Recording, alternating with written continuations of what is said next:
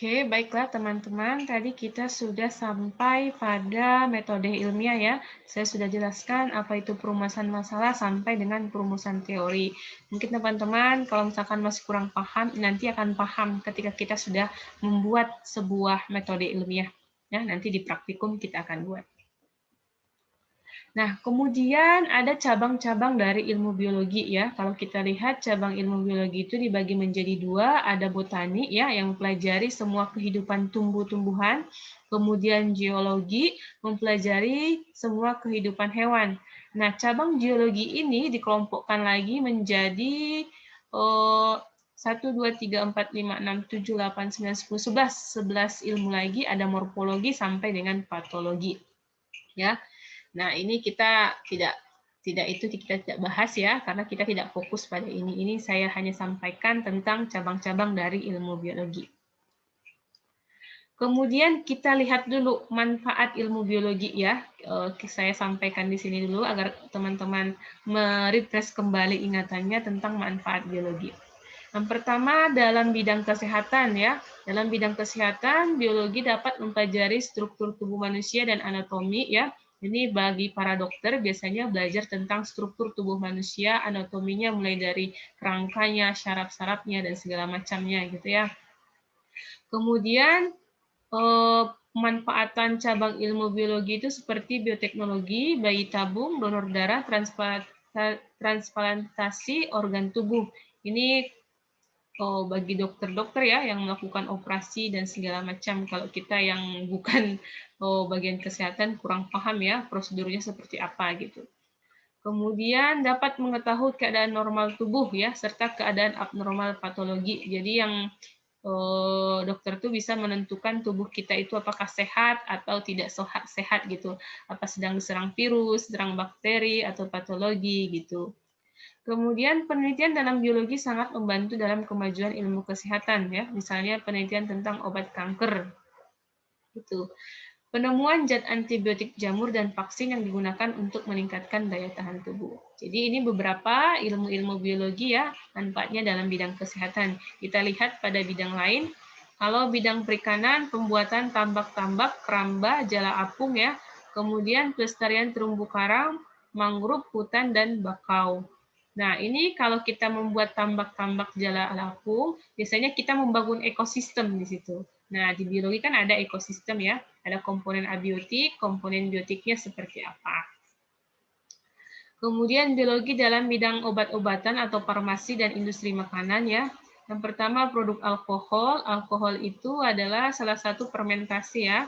Kemudian selain untuk minuman yang beralkohol ada manfaat yang lebih baik ya. Alkohol itu biasanya digunakan untuk campuran obat gitu ya.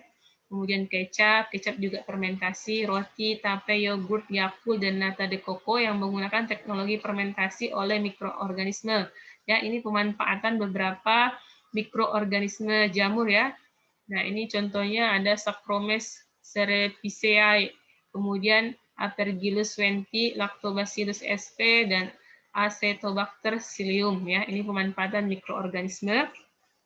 Kemudian produksi vaksin dan obat-obatan, ya, vaksin bibit penyakit yang dilemahkan dan dimasukkan ke dalam tubuh untuk mendapatkan antibodi ya, sama seperti saat ini teman-teman para medis ya dan ilmu farmasi sedang mengembangkan vaksin untuk virus COVID ya, COVID-19. Kemudian, obat adalah senyawa kimia yang dapat diperoleh dari tumbuhan atau hewan maupun mikroorganisme yang diolah untuk menyembuhkan penyakit ya. Pada saat kita melakukan penelitian pada mikroorganisme, pada hewan, pada tumbuhan, biasanya itu tujuannya adalah melihat sisi baik dari tumbuhan, hewan, dan mikroorganisme tersebut. Apakah bisa dimanfaatkan ya? Apakah bisa dijadikan obat? Apakah bisa dijadikan sesuatu yang lebih bermanfaat lagi gitu. Kemudian bidang manfaat lainnya adalah produk makanan prebiotik dan probiotik berupa serat tumbuhan dan mikroorganisme di dalam tubuh sehingga tubuh tetap sehat. Ya, kalau Yakult itu kan bakteri ya, bakteri probiotik, kemudian bakteri prebiotik juga dipakai untuk pembuatan pembuatan tempe ya, itu kan memanfaatkan itu jamur gitu. Kemudian menghasilkan berbagai obat-obatan yang dibutuhkan manusia, meneliti berbagai penyakit untuk ditemukan cara pengobatannya, memajukan perkembangan obat-obatan dan cara pengobatannya, meningkatkan kesehatan masyarakat baik di masa sekarang maupun di masa depan, kemudian memajukan ilmu kedokteran. Ini banyak banget nih manfaatnya dalam kesehatan dan industri makanan. Kemudian dalam bidang bioteknologi, ya ada rekayasa genetika, kultur jaringan, perkembangbiakan sel induk atau cloning ya. Kemudian proses penguraian minyak mentah yang tumpah ke laut dengan memanfaatkan bakteri.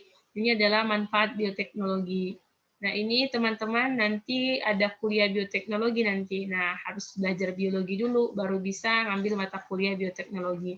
Nah, di bioteknologi itu nanti teman-teman akan belajar tentang kultur jaringan, rekayasa genetika gitu. Kemudian biologi dalam bidang hukum ya. Dalam bidang hukum juga biologi ini juga bermanfaat ya. Ini contohnya molekul DNA dapat diisolasi dari sel kemudian dideteksi sehingga memberikan gambaran enzim retriksi yang khas pada setiap orang. Contohnya kasus pembunuhan, pengadilan bisa melacak pelakunya bila penjahat meninggalkan sampel darah atau jaringan di tempat terjadinya kejahatan. Kasus perebutan anak di pengadilan dapat diselesaikan dengan adanya hasil tes DNA karena anak memiliki kesamaan enzim retriksi buatan gitu ya. Oh, mantap sekali ya dalam bidang hukum nih. Kemudian balik lagi. Dalam bidang pertanian ya, dalam bidang pertanian hampir sama dengan kehutanan, membantu dalam menemukan dan mengembangkan bahan kebutuhan pokok manusia, terutama bahan makanan dari tanaman pertanian. Jadi saat ini para sarjana-sarjana pertanian sedang mengembangkan bahan-bahan makanan-makanan pokok ya, yang lebih unggul ya, cepat tumbuh, kemudian hasil panennya lebih banyak gitu. Kemudian lebih tahan terhadap hama dan penyakit, itu semua basic ilmunya adalah biologi ya. Kemudian menemukan berbagai penyebab dan pengobatan berbagai macam penyakit pada tanaman pertanian gitu ya. Apalagi tentang belajar tentang hama, patologi ya, bakteri serangga gitu. Kemudian penemuan bibit-bibit unggul tanaman pertanian yang bisa meningkatkan produksi pertanian sehingga dapat membantu menyelesaikan masalah pangan ya. Jadi dari biologi ini kita bisa mengetahui bibit-bibit unggul tuh dari pertanian tuh yang mana bisa diseleksi. Ini biasanya belajar pada teknologi benih ya. Kemudian menyingkap rahasia proses-proses kehidupan, pewarisan sifat dan gen, sehingga dapat digunakan untuk merubah sifat pada tanaman pertanian menjadi lebih unggul, serta menghasilkan tanaman hibrida yang banyak dengan sifat yang tetap. Jadi kita bisa mengambil DNA ya, gen-gen unggul dari sebuah tanaman ya, kita ambil yang sifatnya yang unggul ya, kemudian kita silangkan, kita kawinkan dengan tanaman yang unggul lainnya, sehingga menghasilkan tanaman yang benar-benar unggul ya, atau disebut dengan hibrida, banyak ya, banyak sifat unggulnya gitu. Kemudian kultur jaringan. Kalau kultur jaringan itu tidak semua tanaman itu tumbuh dari hasil perkembangbiakan, tapi tanaman juga bisa tumbuh dari hasil bisa tumbuh juga dari organ vegetatif lainnya. Misalkan pada batang, pada daun, pada ranting gitu. Kalau misalkan generatif ya, kalau generatif itu kan pertumbuhannya perkembangbiakan tumbuhan itu melalui benang sari dan putik ya, itu perkembangbiakan secara generatif. Kemudian kalau kultur jaringan itu masuk pada perkembangbiakan tumbuhan dengan sifat vegetatif, artinya dapat tumbuh dari daun, batang, akar, ataupun ranting. Kemudian dalam bidang peternakan, membantu dalam menemukan bibit hewan yang unggul ya. Misalkan kita mencari induk jantan dan betina yang unggul ya, atau menyilangkan, misalkan lebih contohnya adalah teman-teman ketika menyilangkan perkawinan antara kucing Persia dan kucing kampung ya, mungkin hasilnya adalah kucingnya lebih daya tahan tubuhnya lebih kuat gitu ya. Kemudian penemuan berbagai ternal varietas unggul seperti ayam, penghasil banyak telur, ayam pedaging, sapi penghasil banyak susu, dan domba pedaging. Ini adalah semua rekayasa genetika ya, yang basicnya adalah ilmu biologi. Kemudian ditemukannya teknik kawin silang atau hibridasi dan teknik kawin sunting atau inseminasi buatan.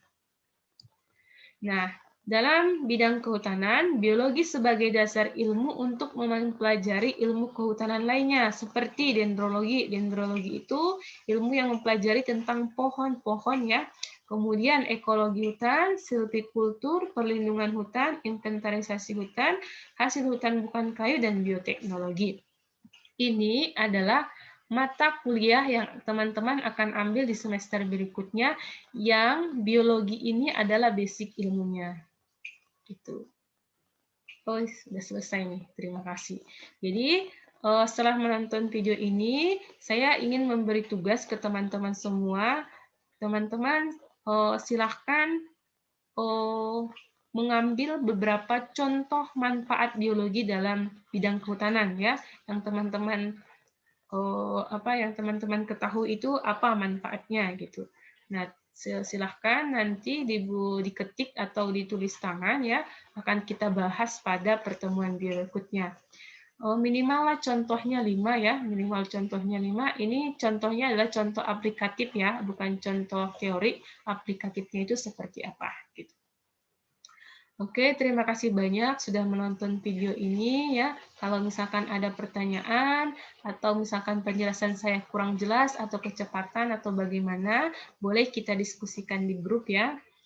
Terima kasih saya sampaikan. Wassalamualaikum warahmatullahi wabarakatuh.